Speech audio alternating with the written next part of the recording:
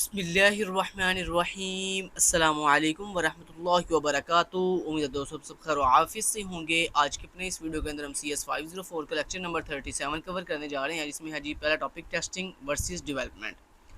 दोस्तों डेवलपमेंट क्या होता है? जब आप किसी भी सॉफ्टवेयर को डेवलप कर रहे होते हो, मतलब कोडिंग करके उसको बना रहे होते हो, इसको हम कहते हैं अपने सॉफ्टवेयर को डेवलप करना। और ये किसका काम होता है? डेवलपर का काम होता है। तो जो आपका डेवलपर होता है वो कोडिंग के थ्रू आपके पूरे के पूरे सॉफ्टवेयर को इम्प्लीमेंट कर रहा होता है, जो आपने उसको रिक्वायरमेंट दी होती है उनके अकॉर्डिंग। तो इसको हम डेवलपमेंट फेज़ कहते हैं। और टेस्टिंग फेज़ कौन सा होता है?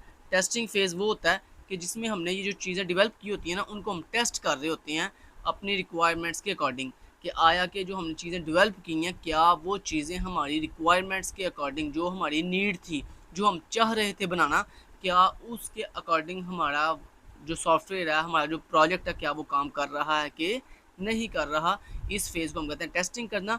और ये टेस्टिंग जो है वो टेस्टर्स करते हैं, ठीक है। तो यहाँ पे देखिए लिखा हुआ है testing is an intellectually demanding activity, कि ये एक इंटेलेक्चुअली डिमांडिंग एक्टिविटी होती है and has a life cycle parallel to software development. और कहता है ये एक लाइफ साइकिल है जो कि पैरेलल चल रहा था किसके? सॉफ्टवेयर डेवलपमेंट के। मतलब जैसे जैसे आप सॉफ्टवेयर को डेवलप करते जाओगे वैसे वैसे साथ साथ पैरेलल ही जो है, पैरेलल किसे कहते हैं? मतलब दोनों दोनों काम साथ साथ चल रहे हैं। मतलब डेवलपमेंट भी साथ साथ हो रही है, साथ साथ आपके प्रोजेक्ट की या आपके सॉफ्टवेयर की जो है वो क्या हो रही है?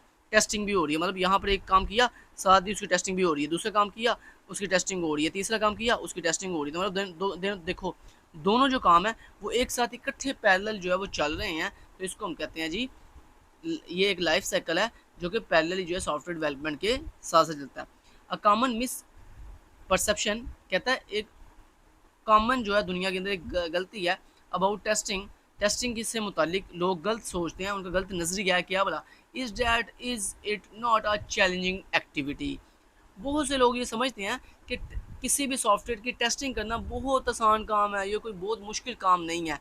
लेकिन ऐसा नहीं है दोस्तों, क्योंकि ये बात याद रखिएगा, जो बंदा आपके सॉफ्टवेयर को टेस्ट कर रहा है ना, उसको बहुत ही डीप नॉलेज होना चाहिए आपकी तमाम की तमाम रिक्वायरमेंट्स का, यूज़र की एक्सपेक्टेशंस का, आपके सॉफ्टवेयर के अंदर जो जो टूल्स यूज़ हुए हैं उनका उसको अच्छे से पता हो। उसके अलावा टेस्टिंग करने के लिए कौन कौन सी इनपुट्स देनी है सिस्टम को, वो उसको अच्छे से आइडिया हो। और उन इनपुट्स के अगेंस्ट हमें कौन कौन सी आउटपुट आएगी और वो आउटपुट क्या हमारी रिक्वायरमेंट को मीट कर रही है कि नहीं कर रही, ये सारी की सारी चीज़ें टेस्टर को पता होनी चाहिए। यानी इसका फुल एंड फ्लेज नॉलेज होना चाहिए। तो एक आम बंदा, आप में से कोई भी एक बंदा मैं उठा के क्या उसको टेस्टर बना सकता हूँ? नहीं बना सकता, क्योंकि आपको क्या पता है मेरे सॉफ्टवेयर की रिक्वायरमेंट्स क्या हैं? आपको क्या पता कि मैंने इस सॉफ्टवेयर को टेस्ट करने के लिए कौन कौन सी इनपुट्स देनी है? और कैसे पता चलेगा कि ये जो आउटपुट आई है ये बिल्कुल ठीक हमारी रिक्वायरमेंट को फॉलो कर रही है कि नहीं कर रही?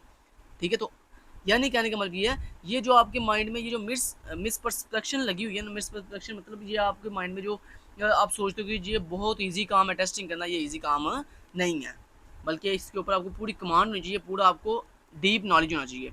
आगे यहाँ पर देखिए इस डायग्राम के थ्रू आपको समझाया जा रहा है कि सॉफ्टवेयर की डिज़ाइनिंग और टेस्टिंग कैसे की जाती है। तो यहाँ पर देखिए लिखा ये जी फंक्शनल स्पेसिफिकेशंस हैं। फंक्शनल स्पेसिफिकेशन मीन वो टास्क, वो रिक्वायरमेंट जो हम अपने सॉफ्टवेयर से सॉफ्टवेयर के अंदर इंप्लीमेंट करना चाहते हैं। तो ये जो आपकी फंक्शनल स्पेसिफिकेशन होती है ना, यही एज ए इनपुट जो है वो हम अपने टेस्टर को भी देते हैं और यही एज ए इनपुट हम अपने डेवलपर को भी देते हैं, ठीक है। तो हमारा जो डेवलपर है, जिसने हमारे ये जो राइट साइड पे आपको दो बॉक्स दिखाई दे रहे हैं, ये बेसिकली कौन सी साइड है? डेवलपमेंट टीम की साइड है, जहाँ पे डेवलपमेंट टीम काम करेगी, आपकी कोड के थ्रू आपके सिस्टम को डेवलप करेगी। और ये जो लेफ्ट साइड है, ये बेसिकली आपकी टेस्टिंग टीम की साइड है जिसमें हमारी जो टेस्टिंग टीम है वो आपके पूरे के पूरे बनाए हुए सिस्टम को टेस्ट करेगी, ठीक है। तो यहाँ पे देखें आपकी जो टेस्टिंग टीम है वो टेस्टिंग करने के लिए जो इनपुट लेगी वो भी आपकी यहाँ से फंक्शनल स्पेसिफिकेशन से लेगी। और जो डिज़ाइन डेवलपमेंट टीम है जो आपके सिस्टम को डिज़ाइन कर रही है, डेवलप कर रही है, वो भी एज ए इनपुट कहाँ से लेगी? फंक्शनल स्पेसिफिकेशन से लेगी। अब देखो सबसे पहले आपका जो सिस्टम है वो पहले डिज़ाइन होगा, ज़ाहिर बात है डिज़ाइन होगा तो उसको आप टेस्ट करोगे ना। लेकिन दोस्तों जब आपका सिस्टम डिज़ाइन हो रहा होता है, मतलब बन रहा होता है, उसकी डेवलपमेंट हो रही होती है, उस दौरान जो आपकी टेस्टिंग टीम है वो क्या कर रही होती है?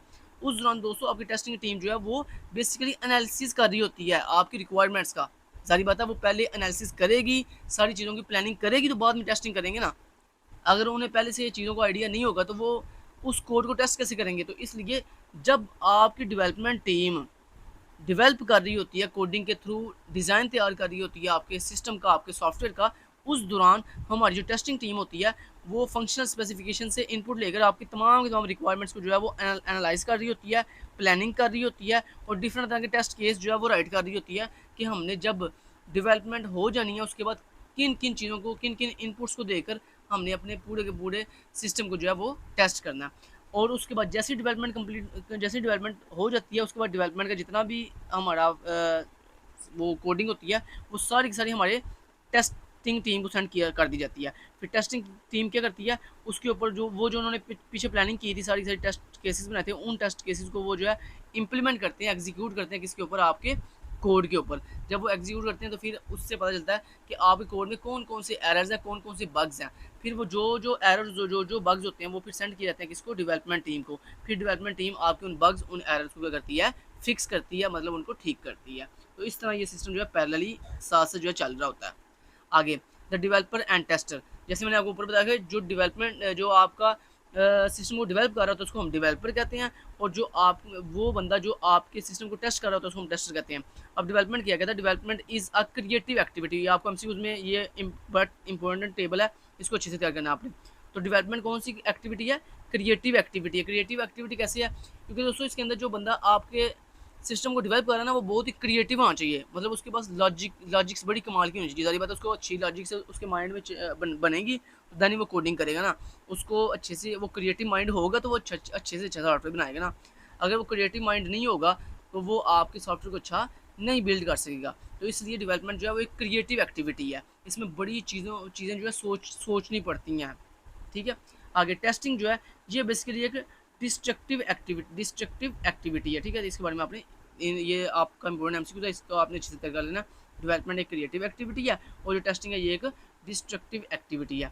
उसके बाद objective of development is to show that the program works, कहता है हमारे जो डेवलपमेंट फेज होता है इसका मेन ऑब्जेक्टिव ये होता है कि हमने इसमें ये शो करना होता है कि हमारा प्रोग्राम कैसे वर्क कर रहा है।